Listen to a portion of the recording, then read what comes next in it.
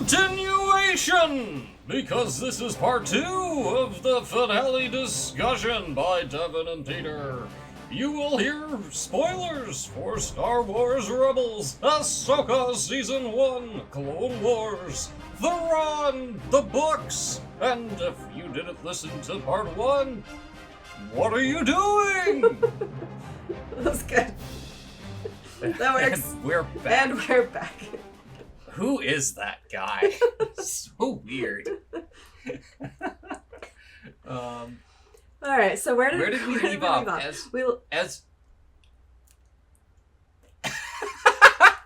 We're nailing it, guys. All right, so we leave off with Ezra jumping onto the ship, onto the Chimera as it is departing.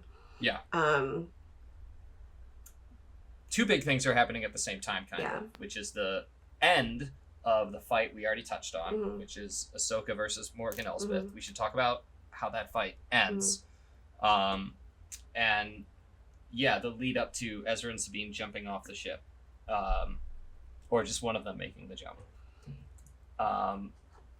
Let's get into that jump. Yeah. What was definitely a really, really, really, really positive about it for me, even though it still was frustrating for both of us for reasons we've already discussed.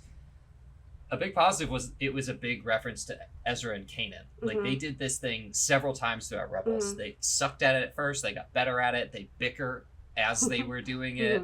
They complained about each other's weight when they were doing this trick. But the whole, you run and jump and I'll push you the rest of the way, was very much a thing that they did with Kanan.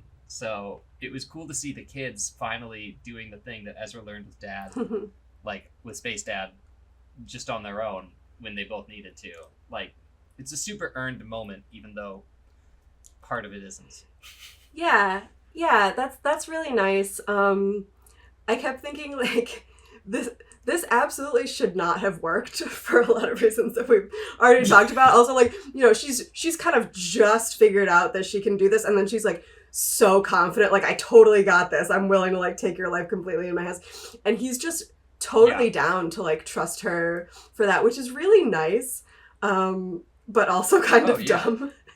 But it also made me think, like, in addition to doing that with Kanan, like, Ezra does kind of have a history of trusting people with this specific move when he really shouldn't, because he also did this with Maul in an episode that was really dumb, where he's going to like get the Sith holocron, and they have to jump over this like lava pit basically, and Maul's like, oh, just jump and like I'll catch you, and he's like, okay, and I'm like, are you an idiot? So it kind of made me think Ezra's logic is we can trust them because they said so. Yeah, Ezra's just like, I'll just jump into any abyss and just trust whoever to catch me. And it keeps working, but it really shouldn't. He should maybe be a little bit more selective with the people that he trusts with his life. Yeah. That's really funny. It's like Sabine is the equivalent. What you made me think of when you were saying that is she's the equivalent of someone who's like, oh, I watched a YouTube video on how to belay while you rock climb. And he's like, oh, so you're good. Oh, yeah, I'm so good. If you fall, you can 100% trust that I got you because I watched a YouTube video. I got a very smidgen of knowledge on this. It's like, okay, great. Yeah, it was a little frustrating because even if you're taking this at face value with the... okay, Sabine did have force sensitivity, she just sucks at it, or she's getting through a mental block or whatever. It's like, is she suddenly that good? Well, that's the thing, is like, all right, she's got, like, all right, she did the force grab, the lightsaber, like, that's great. That's a great start. This is a great first thing. Yeah. But I think after that first thing, the second thing isn't this. Yeah. This is a big move. In my workflow, but I guess it was... It'd be one thing if she's like, I think I've got it enough to give you like a little bit of a push at the end. Yeah, like a little boost. Fine, but she catches him in midair, lifts him up, and throws him the rest of the way. And I was like, that's a heavy lift. Yeah. Like, good for her. Yeah. But it's a really, really good thing that worked, because it was a very big gamble on both of their parts. Would have been so funny if Ezra just fell. I know that's not what's up. But a part of me was thinking about it. Me too. Like, I was kind of half expecting / half wanting, like, not him to fall to his death. Like, I knew that wasn't going to happen. But, like, you know, he could have fallen and then, like, Hu Yang shows up in the ship at the last second in that classic move to, like, again, scoop him up. Like, that was a very real possibility. And that would have been kind of satisfying. Or the rock people somehow have created a giant pyramid of They all themselves stand on each other's rock shoulders and just, like, form a big ladder. Yeah, that was definitely super frustrating. Also, everyone's joking about the stormtroopers just watching it happen. Like, were they taking bets? It's like, dude, just shoot him. I know, I was wondering why they weren't shooting that whole time. They're just, like, watching. Their fatal flaw was, wait, I want to see how this goes. Okay, but if it goes a certain way, you're just dead. Which is exactly what ended up happening, so... They just really wanted those 2 stormtroopers to be there so that he could take one of their uniforms, which I understand, but I was like, you could do it a different way. You could say one walks out the corridor once he's up there or something, you know, and he just knocks him out by throwing, you know, making the guy punch himself with the Force or something. Again, the Force is my ally. Morgan Elsbeth. Yeah, so then we cut back to... Your thoughts on their fight once they moved upstairs? Yeah, so we cut back to Morgan Elsbeth at the end of their fight.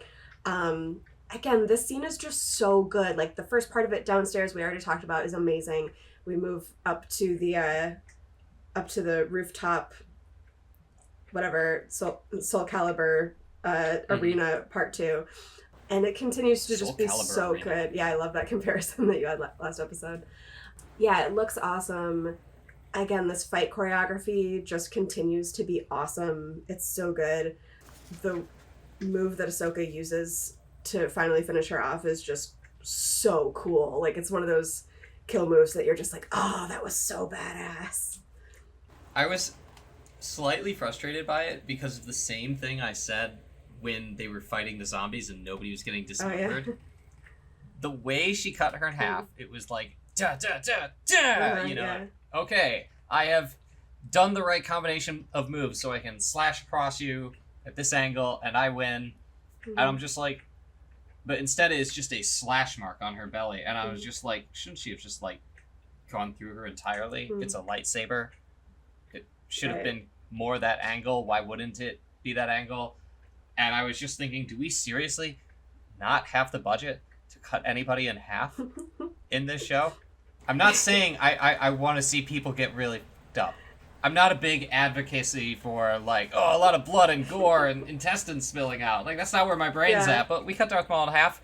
We have lightsabers. Also, the wounds are instantly cauterized because they're lightsabers. So it's like the perfect world of, like, oh no, John Carpenter or whatever, you know. But also, oh, no blood, so, you know, your mom's not mad. And they're just like, no, it's just a little, like burn mark across the baby maker right there. That's all it is. I'm like, just cut him in half. It's a lightsaber.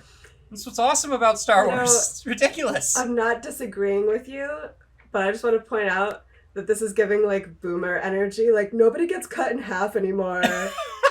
Back in my day, we used to cut people in half and they didn't even die. Can't cut anybody in half anymore. I feel like boomer energy is the desire to say the word retarded in a stand-up special and then complaining that you can't as your whole stand-up special. That is also boomer energy. They can both be true. That is definitely boomer energy. This is literally me just being like, this is a technical problem. The technicality pulled me out of it. I'm not saying I want people to get cut in half. No, I really don't. I was just like, when it happened, I was just like, she was definitely supposed to get cut in half there. That's all I could think because of the way the move went. Right. Like, right across the body and everything. But you're right. Maybe it is a boomer thing. I don't know. Anytime somebody does the, like, oh, we never, like, do this anymore, it just makes me think of, like, nobody wants to work anymore.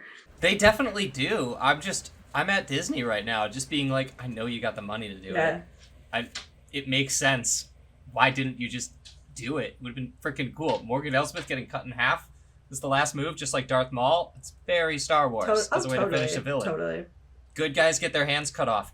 Bad guys get cut the fuck in half. That's true. The other thing I really liked that struck me about that scene was right before that when Sabine shows up. Morgan Elsbeth's doing her whole like monologuing thing, like, "Oh, you're gonna die here alone," and Sabine shows up and she's like, "Not alone," and it's like da da da, and Morgan Elsbeth just gets pissed and she's like, "Kill her!" and she like roars it with that demon voice, and it was like really terrifying in a really great way, like her face and like the real like roar of that, and with her newly acquired Night Sister's demon voice behind it was like a really, really cool moment. Like, yeah. It was super badass and triumphant. Yeah, it was. I honestly need to watch it again without the frustration in mind for this scene, because it was so fresh. Like, both times that I watched it. But it was a very cool moment of that, like, Jedi and Padawan being like, now that we're united, we're an unstoppable force. Totally. Like, that's a good place for it to go. Usually it starts there in Star Wars, like it did in the prequels and like it did at the beginning of Episode 3, and then that kind of falls apart, and they did the opposite here. I also love how once Ezra's up, and we made fun of the Stormtroopers just watching him, but the fact that he grabs their communicator and does the whole, like, this is me, we're all good here thing. I was like, another Rebels callback. Yeah, classic. The actor is nailing Ezra. Classic Ezra move. So perfectly nailing Ezra. It just feels so seamless. Totally. A part of me really thought that the next thing that was going to happen was Ezra was going to take down the ship alone, which, takes away from the fact that it's Ahsoka's movie and everything, but like, it was Ezra versus Thrawn, and now Thrawn is coming back. He might as well be like, I'm still the thorn in your side. And also, I thought that was still their mission. Stop him from going back. You've got one Jedi on the ship with a lightsaber. Wreck the ship. Yeah, I mean, he must have calculated that the odds were not in his favor, and that given the amount of stormtroopers and everything, sensible. Like, it would be a really heavy lift for him to do it all himself. It probably would be. It's so hard to get a handle of power levels in Star Wars. Yeah. Right. Because, like, if this was, like, the climax of a movie, he totally could have. But for the finale of a season that's setting up more stuff to come, like, it wouldn't really make sense for him to do that. Like, obviously, because then where does it go? Like, he can't take down the ship now. Like, just from a story perspective, like, that kind of ends your story in its tracks. So it does. And I was thinking that too. That was a conflict for me. I'm like, I do want Thrawn to get back so we can have that cliffhanger and he can be the new villain. Exactly. Like you great. Kind of need that setup. It also makes sense if you think about, like, and yes, this was a whole, like, theme with Sabine having to make the choice and Ahsoka being like, oh, she made the wrong choice and choosing to go after Ezra versus protect the galaxy from Thrawn. But Ezra has been stranded for like 10 years and really wants to go home and find his family and find Hera, and like I think it's fair for him to like play that on the safe side a little bit and not risk his chances of getting home, That's a good point too. We give him a lot of credit because he like came a really long way also. But he is also another Boken Jedi, and now he's just been chilling on a planet with turtle people. Right. Hiding from a superior force while he didn't have a lightsaber. Right. Like, he probably is not that unstoppable. Yeah. He is young. Like, he needed Ahsoka and Sabine's help just to get through the stormtroopers to get to the top of that tower. Right. So, like, it's one of those, like, we imagine one Jedi that's, like, good enough, that's had some Campbellian journey, and we're just like, oh, well, clearly they can just do anything with a lightsaber. And it's like, yo, they can still get overwhelmed. We just literally have only seen that happen in Order 66. And literally never again. Right. So. Yeah. But yeah, I had to like kind of convince myself, oh yeah, that's right, he wouldn't be able to. And I'm glad he couldn't. So they take off, Ahsoka and Sabine take off after them, and we have this scene where Thrawn contacts Ahsoka on the comm, and they have this little chat, and we get a lot of information here, and some really interesting seeds are planted, I guess. So we have Thrawn saying, "I knew your master," and then he says, "One wonders just how similar you might become." He says that he, can see that they're similar. He says, "One wonders just how similar you might become," and that's and you can see that really kind of hit Ahsoka. It hits me just in, the things that we've talked about in episode 5, right? With Ahsoka's whole journey about like being afraid of becoming too much like the Vader parts of Anakin, right? So what's interesting of note here is that Thrawn was one of the very, very few people in the galaxy who knew that Anakin was Darth Vader. That was not common knowledge, but Thrawn actually did know. And this is from one of the books that I'm gonna just launch into some backstory from one of these books. So in Thrawn Alliances, which is one of the Timothy Zahn books that came out in 2018, I believe. This was the second book in the second Thrawn trilogy. So this takes place on 2 times. But it's set as a prequel trilogy to the other one. Yes. In chronology, right? Yeah. So this one actually takes place on 2 timelines. So there's a present timeline that takes place during the reign of the Empire, when Vader is Vader and Thrawn is working with him in the Empire. And then there's a flashback timeline that takes place during the Clone Wars, when Anakin has not become Vader yet and Thrawn hasn't joined the Empire yet, and he's kind of on like a fact-finding mission from his homeworld, which is outside the known galaxy in wild space, in like the uncharted regions. So he has come to this galaxy basically to like learn about the Clone Wars and scope it out and see what's going on, and he finds Anakin while he's on a mission, I think on Batu, I forget. But so he works with him there. They have to save Padme. Padme goes missing, and Anakin goes to find her, and Thrawn finds him and like helps him with his mission basically. And then he goes about his business, and then like years later, he comes to join the Empire, and they're basically rivals for Palpatine's attention. They both want to be like Palpatine's teacher's pet, right? So they kind of really don't like each other, because they're always like, well, I'm supposed to be the favorite, and like, who's this guy and why is he getting so much of Palpatine's attention? So Palpatine sends them on a mission together as like a team building exercise, basically. And over the course of that mission, Thrawn figures out that he's Anakin Skywalker because he's Thrawn, and he can deduce pretty much anything given time. And he's like, oh yeah, no, I met him, and I recognize these certain traits that he has and stuff. I'm pretty sure this is this dude. He kind of hints at it. He's like doesn't really come right out and say it, but he's like basically hints at it, and he's like, oh yeah, like that Anakin Skywalker dude, right? And Vader's like, I don't know him, he's dead. Like, no Anakin Skywalker here. Like, I forget exactly, basically that sort of thing. But Thrawn's like, yeah, okay, right, but he knows. And then Vader becomes really suspicious, because he's like, well, how did he know that? Palpatine must have told him, because he's the only person that could have told him. And he gets like really paranoid about that.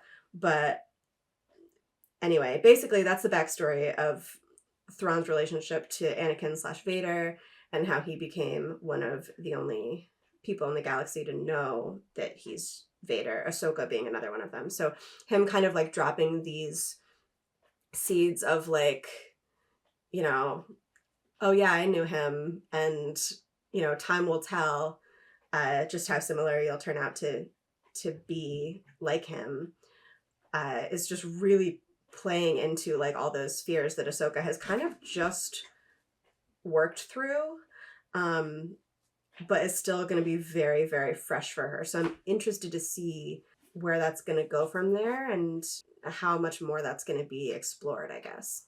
It's cool because it's like a dig that like she's kind of not expecting to. Right. Like, it's such a powerful secret. Mm-hmm. And when he calls her a Ronin, that's also a dig at, because a Ronin's a samurai with no master. Right. I wondered how you reacted to this, because we had an opinion on the courtrooms, people saying I object and things like that in Star Wars, and I was just like, there aren't really samurai in Star Wars, so even though she kind of hits that trope, which is awesome, I've definitely noticed what they've written for her ever since her story after Order 66. She seemed to be like a wandering warrior Jedi, unlike even before it, when she left the Jedi Order, but had Jedi training and didn't know what to do with herself, and then joined the Siege of Mandalore essentially as a mercenary for hire. Yeah, pretty much. Like, she's for a very long time in her life been just a wandering, aimless warrior, which is so cool, such a cool character in a lot of books, and a lot of folklore, and no Jedi are really like that if you really look at all of their stories. So that aspect of the trope always hit home for me, but I think he's trying to dig on a samurai without a master part. Like, what worth do you have given your history and all of that? It's almost like, because he said, give me all the information, he probably knows how she left the Jedi Order, and to call her that calls out a lot of conflicted truths.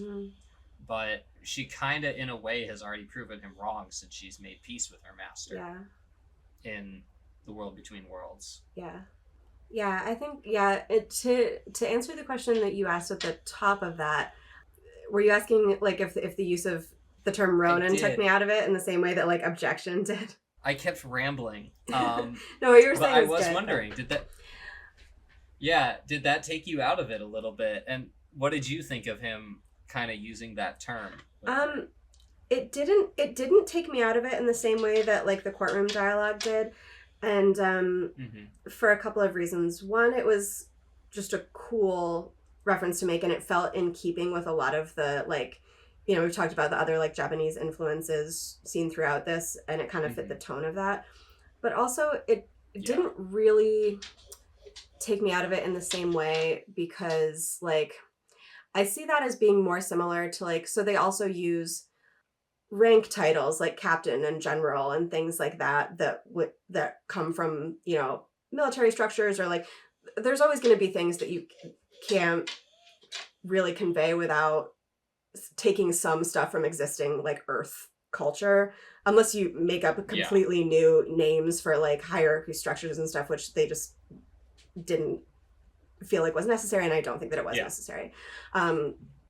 For some reason, the like lawyer speak, like the objection and stuff in like that courtroom scene felt different than that, and that it was like tied up in this like very specific like way of speaking, not just in titles, but like in the... It's literally taking specific shorthand. Yeah. Is how I would phrase it. Like your issue with the wedding in that one novel. Yeah. It's like, okay, so it's specifically this exact same, for court, you guys are a democracy with a jury, with all of the things that our court has. Right, exactly. No differences at all. Right, exactly. It's like and too you specific. Use the lingo also. It's too much. Exactly, yeah, it's like, it's too specific. Whereas, But I think having like...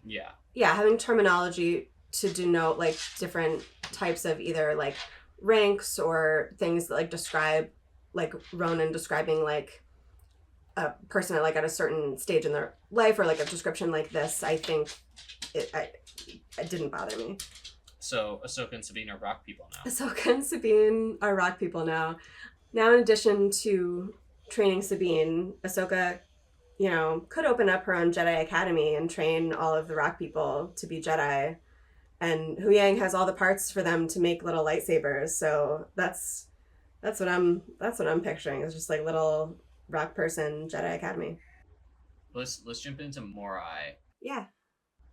I'm glad we got to see Morai. Yeah, Morai makes an appearance. I was really excited to see that. Do you want to explain who Morai is for anybody that doesn't know? for people who have not watched Rebels, Morai is an owl, a green owl who was Ahsoka's companion for some time during the events of Rebels. Ezra was able to kind of recognize Morai as a former companion of Ahsoka's, and where Morai originally came from was an episode of Clone Wars where Ahsoka, Anakin, and Obi-Wan are pulled into this world called Mortis, where they met essentially the gods of the Force, which are called the Ones, which is pure entities of light, dark, and balance, the Father, the Son, the Daughter.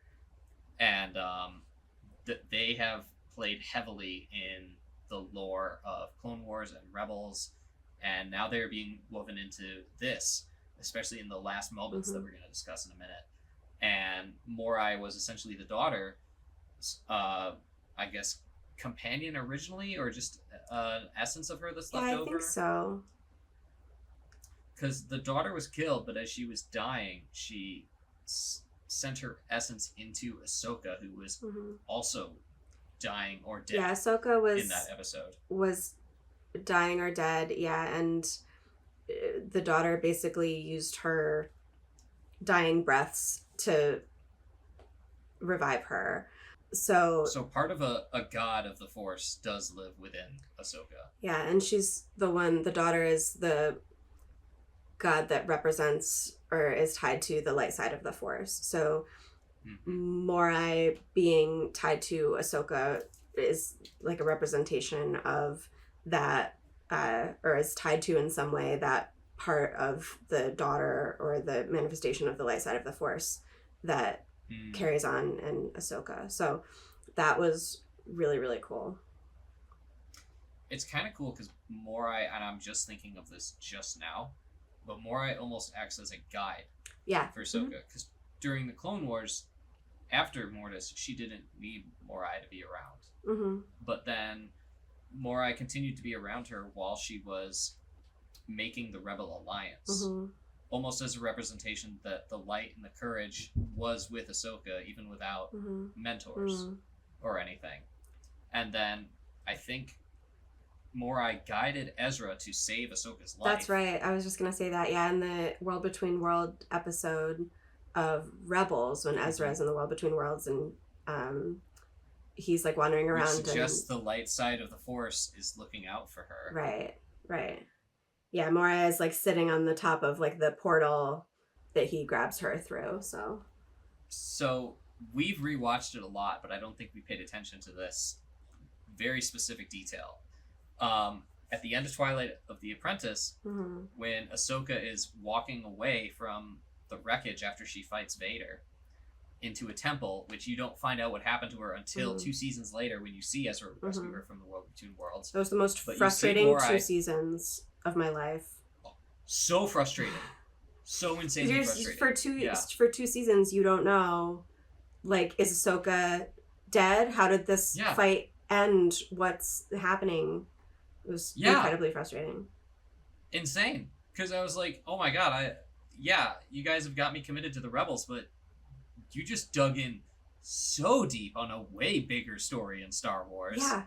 And I was like, show me the next chapter of that. At least I wasn't watching it like in real time, and I didn't have to actually wait 2 years to find out, because I was binging it. So it didn't take me too long to get through those 2 seasons. But I was definitely like, after I saw that Twilight of the Apprentice, I was definitely texting you, I think, like throughout it. But I was like, wait, is Ahsoka dead? Like, what is happening? I was like freaking out. And you were like, don't worry. Don't be concerned. We did the thing that we used to do in college, where I was just like, let me know when you're going to watch it, so that I could watch it at the same time as you. You could just text me your reactions. Yeah. That is funny though, because you were binging all of it, and it was just like nerve-wracking for you, whereas I was watching it as it was coming out, and I was just like, I don't know if we'll ever see her ever again in this show. That might have just I don't know what I would have done if I had to wait that long to find out what happened to her. Yeah. And you had me almost making it worse, saying, oh, you'll find out. And you're just like, when? You reassured me that it would be okay, though. You were like, it's going to be okay. Yeah. Which I needed. You've heard my really hot take on this, that I think like Twilight of the Apprentice is one of the best Star Wars things ever written. But 100% agree with that. Yeah, you didn't at first, I think. I didn't at like, first? You were emotionally tied. Yeah, you were just like, original Star Wars is still like true Star Wars, and I get it. Really? After I saw that? Because I've been saying since then that, like, when people are like, oh, what's your favorite Star Wars movie? I say Twilight of the Apprentice. And they're like, what is that? And I'm like, let me tell you. It might be how hard I was doubling down on it. Like, I probably said better than Empire or something, which is honestly, like maybe I should slow my roll on that one. But... No, honestly, the Twilight of the Apprentice arc is my favorite Star Wars of all the Star Wars. Yeah, me too. Easy. Yeah. For people who are listening, we've seen all the Star Wars. That's the one. It's the one. It's the best Star Wars. The reason for me is because despite all of the exciting music, the leaping around, the lightsaber battles, the blasters, the destroy the blast door, despite all of that in Star Wars, the thing that gives Star Wars heart is its dramatic reveals. Yes. Like, it's moments of, Luke, I am your father. The, I will actually be the one to throw the Empire into the pit. The, you are my brother, Anakin moments. All of these moments of relationships in conflict and dark tragedy, where there's some hope, but also some shock. Like, those are loaded moments that you don't see in a lot of other stuff. You do, but Star Wars nails it. And I'm just like, when I saw that one, I was like, that is the best one.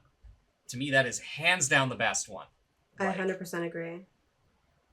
Yeah. That was really well said. I've never really thought about it like in exactly those terms, but the way you described it is 100% spot on. And that is definitely like what makes that arc so great. And if anybody's listening doesn't know what we're talking about with Twilight of the Apprentice, it's the last 2 episodes of season 2 of Rebels, if you're looking for it.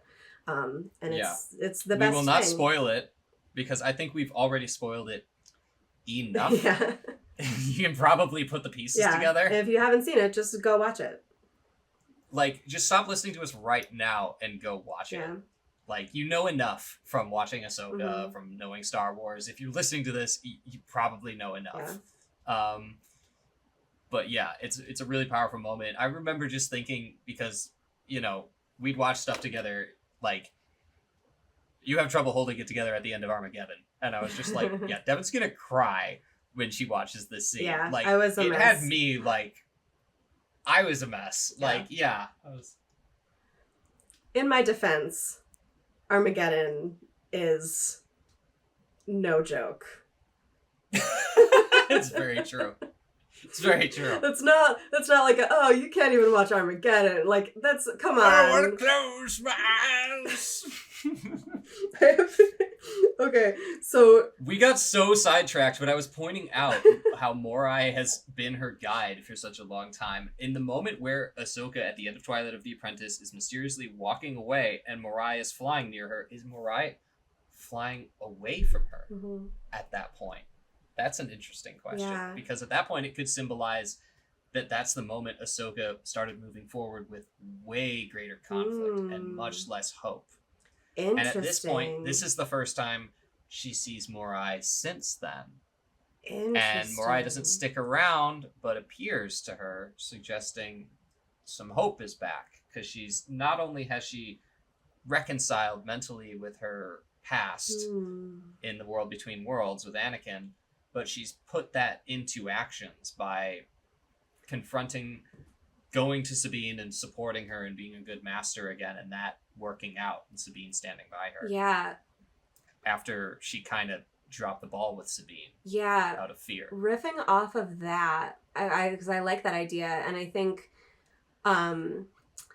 if Morai... It's like the universe saying, good job. Yeah, I'm like, if Morai is kind of representing that Ahsoka is like kind of a vessel for the light side of the Force. If the whole period between Twilight of the Apprentice and now is Ahsoka grappling with this deep-seated fear of her becoming like, this having Vader's darkness inside of her because she was Anakin's apprentice. That period of time of Morai being separated from her could be like, you know, the daughter's spirit, the light side of the Force, what have you, being like, she's not ready to be this vessel right now because she's grappling with all this darkness. And then once she like works all the way through that, being like, okay, she's ready to like be this vessel again, you know? Yeah. That's a really interesting thought. Yeah. I don't know. I'm so excited for season 2 for reasons we're about to get into. Yes. And that's stuff that it was hinting at. Yeah, the reason I'm so excited for season 2, if they find a way to keep Baylan in it, because it'll be so hard to recast Rey. Yeah. And it feels like such a crime to do so, but I feel like they were setting us up for a team of Jedi and Dark Jedi on a epic quest alone on Meridia. Yeah. Like a whole season of that to find their way to another door to the world between worlds to get back after some sort of epic trial happens. Like, that'd be so cool. A whole season of that? Yeah.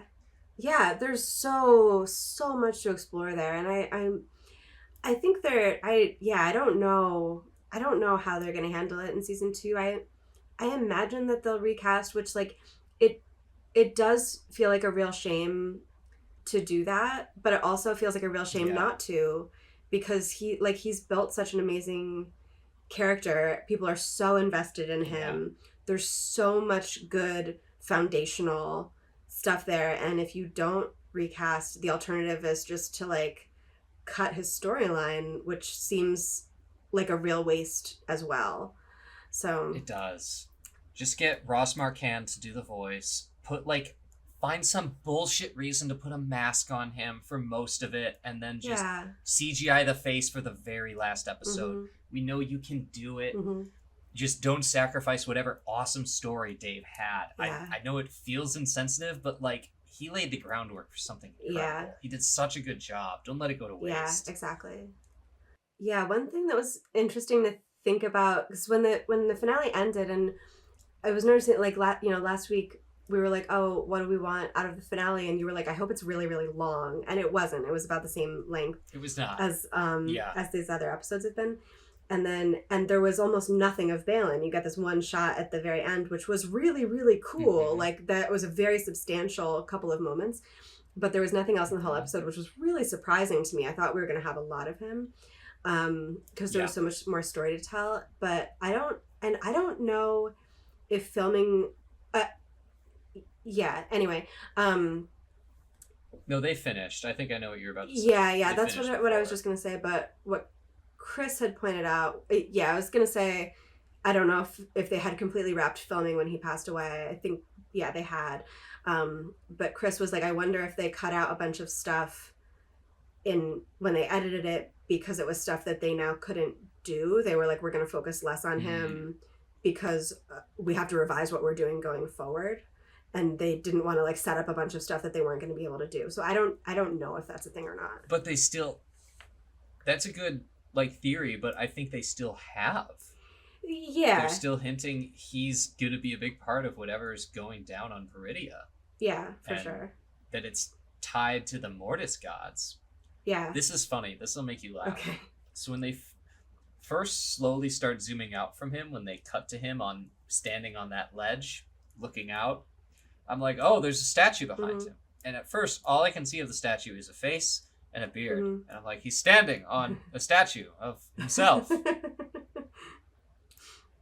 And then I could tell, oh, it's the father, which was so exciting. Yeah, I didn't get it at first either. Like, I didn't immediately recognize it. And then I think it was maybe when I watched it the second time, or maybe I saw something online after, and I was like, oh, right, of course. Once they zoomed out, I could tell, and I was so stoked. I was like, that's real. That's so good. I was and the fact that the face of the daughter is destroyed because the light fell, I love that symbolism. It was so good. Cool. I was like, my eyes were completely on Baylan. I wasn't really even like looking at the statues very closely. So I didn't notice it, but Chris, you know, has watched a lot of this stuff with me, but he doesn't know as much. He's not as deep into the lore as I am, because he's got a life outside of Star Wars. But unlike myself, How laughable! I know, non-Star Wars stuff is crazy. Burst into laughter. A person has a life outside of Star Wars. Crazy. What?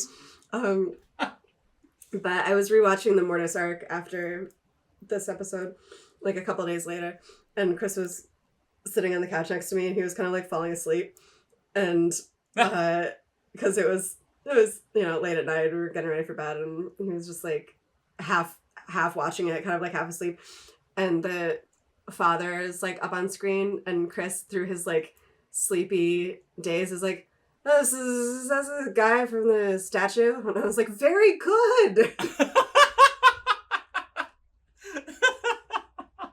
That's really That funny. is a guy from the statue.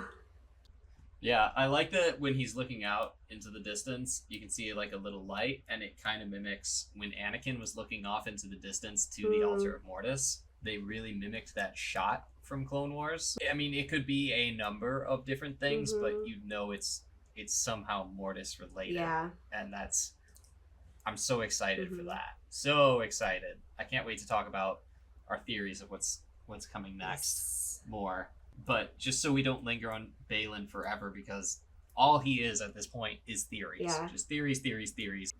Let's dive into Dathomir. Yes, Dathomir. So they arrive at Dathomir. This is another shot that was just so gorgeous. The shot of them approaching Dathomir and the Eye of Sion like matches up with the planet. It's just like absolutely stunning shot. Yep. And here's what I'm speculating. So back when they were on Peridia, and Ahsoka and Ezra and Sabine are on the Howlers racing toward the Chimera. So they're like, oh, have you like, you know, you haven't been over here? He's like, and Ezra explains that Thrawn had found that place after they arrived there. He woke up the witches. And I was like, they were like asleep in some way or like dormant? And then I was thinking of all those cargo crates, all the boxes. What's in the box? Mayhaps a bunch of dormant Night Sisters that they're going to go repopulate Dathomir with. I think I don't know if dormant is the right word. They could just be literal corpses that they're going to reanimate. Possibly they could be stormtroopers, but I'm guessing that they're Night Sisters. If that theory is right, they're kind of like vampire witches in a way. They're like both. I mean, we saw in Rebels, you know, we had like zombie Night Sisters in Rebels, and there's a thing, and I forget exactly how it works, but like, because they bury their dead by like hanging them in these like pod things, and then those were the ones that who had been reanimated and come back. So I think it's really likely that they're doing something like that. And since Dathomir was genocided during the Clone Wars, it would make sense that the Great Mother's motivation for following Thrawn is that he promised to help them, you know, repopulate and retake Dathomir. So yeah, I'm super, super interested to see where that's going to go. Diving into our very, very long awaited reunion. Little details I loved. I love the slow transition of the ship arriving. I love that Ezra is still in Stormtrooper disguise, because he's so often in Stormtrooper disguise. He really is. It's such an OG callback to when Han and Luke were in Stormtrooper disguise. Yeah. And he does it so much in Rebels. Yeah. And when he comes out with his hands up, like, I'm like, you know it's him. You know, he could have just left the helmet off. I was going to say, this is 100% for, like, dramatic reveal. Yeah. And I'm so here for it, because he had the whole trip over to, like, take off the helmet. He could have taken off all of the Stormtrooper armor, and he chose to, like, come out in that and, like, take the helmet off and have a big dramatic reveal. And you know what? Honestly, good for him. If I were him, I would have done the same thing. You know, if you haven't seen your family in, like, what is it, like 10 years or something like that, I'm rounding to make it easier. Yeah, something like that. When you finally get to see them, you don't want it to be like they're just like, oh my god, it's you! And Steal Your Thunder, you're like, I want to take it in. I want to reveal when I'm ready. I want to be like, yeah, the look on your face, I'm ready for it. Like, selfish, but like at the same time, it's dope. And it went exactly that way. You can totally tell Chopper, like, what he's saying here, which is great. I love it when you can tell what Chopper's saying. Yeah. That little, well, I think I know who that is. Oh, Statler. Oh, Statler. The only thing I might have changed about this scene is, honestly, aside from Chopper, I might have cut the audio. And I might have still had them saying things, but I might have just had music. Just to kind of like, let you kind of feel it. Let it feel a little bit more surreal. I don't know. I feel like there's creative things you could have done to play with it to kind of power home that moment. I could see that being good. I also feel like, I don't know, hearing them say each other's names was really good. And Ezra's voice is so good. Like, his smile and his acting in that moment was really warm, and I loved it. Yeah. And Hera's... what I was most... I was just really, really upset that they cut away before we get to see them freaking hug. I was like, Thank you. We don't even get to see them hug. I want my money back. I wanted the hug. I wanted the hug so much. I really wanted the hug. Waiting for it. And then they cut away just as he's walking up to her, and I was like, are you kidding me? I don't even get... Which tells me they shot the hug, so who was so goddamn allergic to feelings that they cut the hug? Right? Okay? This isn't going on broadcast television. You don't have to hit your 28:30 for the commercials. Yeah. They can be as long as you fucking want. Like, give us the hug. Like I said, I wanted it longer. Give us the hug. And this was what I was saying. Let us cry. Exactly. That was the thing. And like, I just want to feel things. I just want to feel something. And like, and before this episode came out, that was what I said, right? It was like, I was really pulling for like a really emotional reunion between Hera and Ezra, because I feel like, if nothing else, Hera and Mary Elizabeth Winstead deserve that moment in this series. Seriously. And she's had so little to do from like an emotional standpoint, and this was such a huge moment for her. Like, let her have it. Let her have that moment. Give Mary Elizabeth Winstead a really good dramatic scene. That's the best acting moment for that character. I agree. And she definitely can handle it. She definitely would have knocked it out of the park. Agree. And I wanted to see it. I know. My note here was... You probably see the outline I wrote. I don't know if you have any idea what I'm talking about here. I'm not going to be able to say it. I wrote... You just wrote letters. No, it's not letters. It's Leben Slunger Schicksalslatz or something. You have no idea what this is. No, of course. I thought you just hit the keyboard. No. Now you're telling me that means something? Yes. And is it German? Leben Slunger Schicksalslatz. It is, but it's... It is? Yeah, but it's fake German. Ah, it's fake German. Yes. In the end... Do tell us what it means. In the end of How I Met Your Mother, Ted is standing on... right? But remind me completely. No. I know is, yes, it is from How I Met Your Mother. It's not... It's actually not at the end, but it's... Tell us the whole story with rich, wonderful detail. So it's when it's not at the end. I lied, but it's on the train platform, which is why I was thinking about the end. But the German guy who's played by the guy from Reno 911, Thomas Lennon is the guy's name. Thank you. So the character played by Tom Lennon, who ended up dating Victoria after Ted dated Victoria. I'm missing. I remember now. Yeah, it's coming back to me. So Ted is asking, and I forget exactly what happens. I think like they had broken up.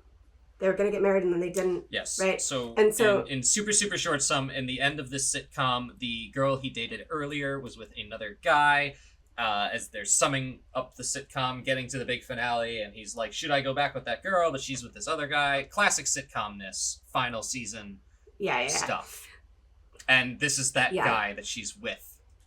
Yeah.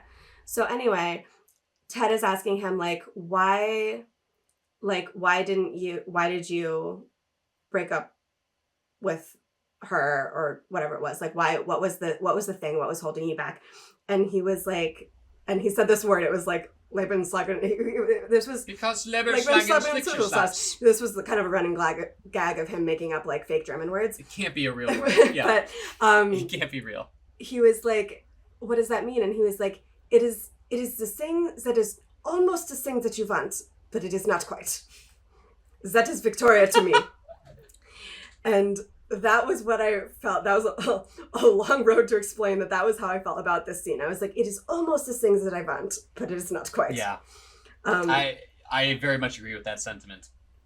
Because it was like all the emotion, and then they were just like, oh, anyways, moving on. And I was like, I don't want to move on yet. Linger in it. Right up to it. And it was the thing I'd been waiting for. There was so much build up to it. This reunion that was going to be so powerful. And I was like, yes. And then they were doing it, and they're like walking toward each other. And I was like bracing myself for the hug. I was like, this is going to be so emotional. And then they just cut. And I was like, what? Everyone was about to climax, and then your grandma knocked on the door. It was just like, ah! Gross analogy, but accurate. I will argue with the usage, but not the sentiment.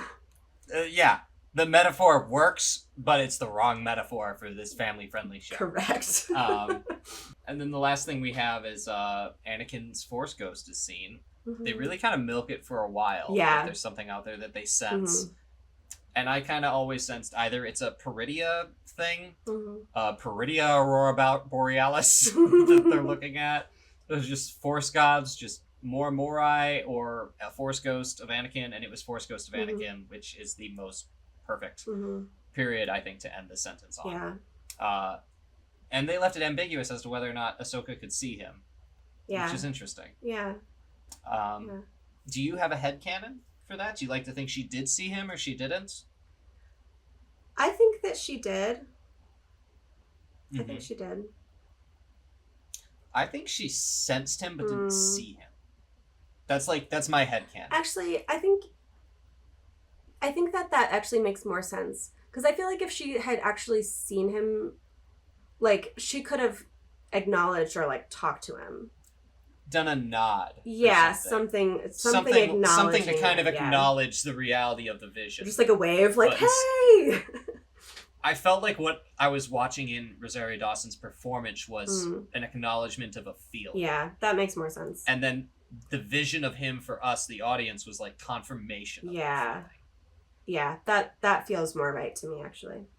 Yeah, and we didn't linger on it long enough to force me to well up, but I was like, that was a tear-worthy moment, you know, because their bond is so special. So it's nice to see him, like, proud of her after all of that. Yeah. We have one more silly question for you. We do. Actually, we have two, because we had an honorary mention.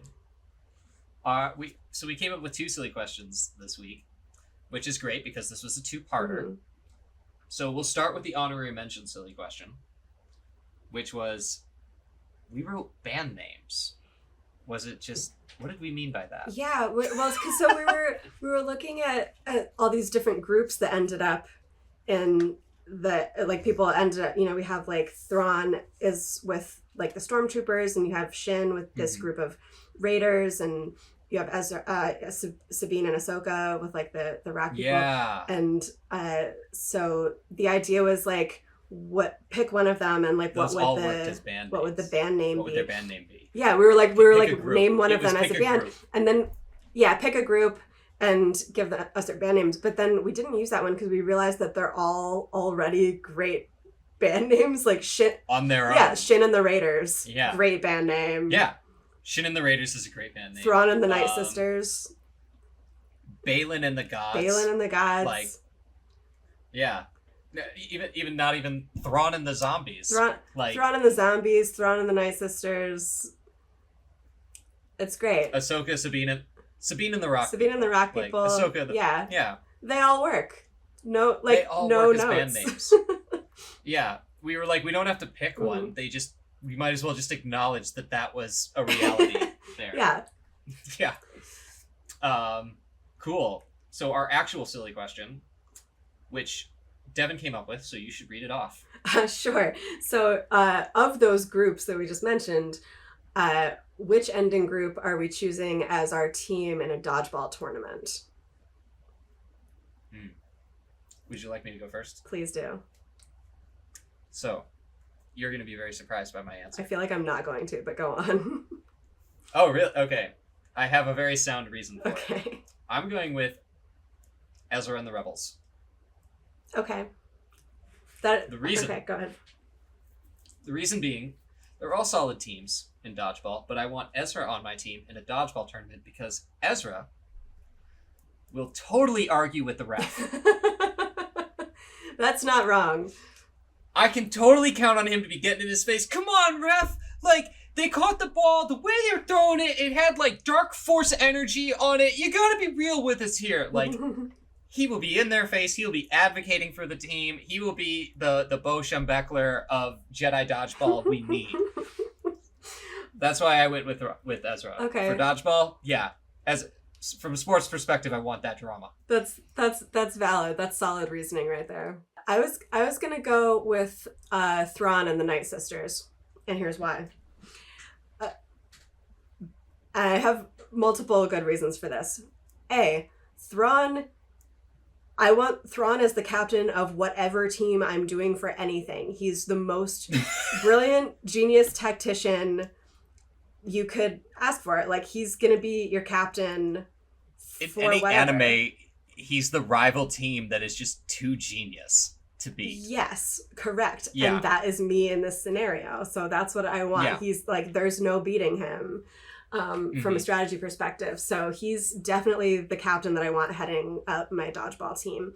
And then you've got the Night Sisters, and I feel like this team, part of our great strategy here is going to be, and you're going to fight me on this, and Ezra is absolutely going to be arguing with the ref over this ruling, but as the Night Sisters are getting out, we just got more Night Sisters resurrecting them and putting them back into the game. Okay, you have a set number of players on your team. This isn't, you know? You know what? They said about earthly life as well, and that's, they don't play by those rules. We can change the rules of the game, sure, but, like, I'm assuming it's just dodgeball game rules, period. They're gonna be tripping on their robes, I'm just saying. Like, I don't know. I think they're gonna be pretty powerful players, and the Night Sisters' whole thing is that when you tell them they're out, they're like, nah, bitch, I'm just coming right back. That's true. So, but they need someone to catch a ball for that to happen. That's true. Yeah. But that's why you have Thrawn. Exactly. With Thrawn leading them, he's going to make sure that there's always people catching balls to bring them back in. So I think this is a solid team, solid lineup. It's a very solid team. Yeah. Well, that's our show. Thanks for listening. And this is the last episode of season 1 of Ahsoka that we're covering, but we do plan on having one last special episode of I Am No Jedi towards the end of next week, where our plan is to talk about where we think the story is headed and what we thought of the season as a whole, what themes are most impactful, all that fun stuff. Yeah. Also, if you've enjoyed listening to us rant about Star Wars as much as we enjoy listening to ourselves rant about Star Wars, we 100% plan on coming back for season 2. We 1,000% plan on coming back for Dave Filoni's mysterious movie that's on the horizon. And because we've had so much fun doing this, we're planning to branch out with more podcast topics as well. Yeah, and while we're working on that, we'll announce where you guys can follow us on our future projects when we come back next week with our I Am No Jedi and Ahsoka podcast with Devan and Peter's season 1 wrap-up. And we'll post it whenever we get it done, whenever it's ready. Bye. Yeah. Cool, we did that it. Works. Yeah.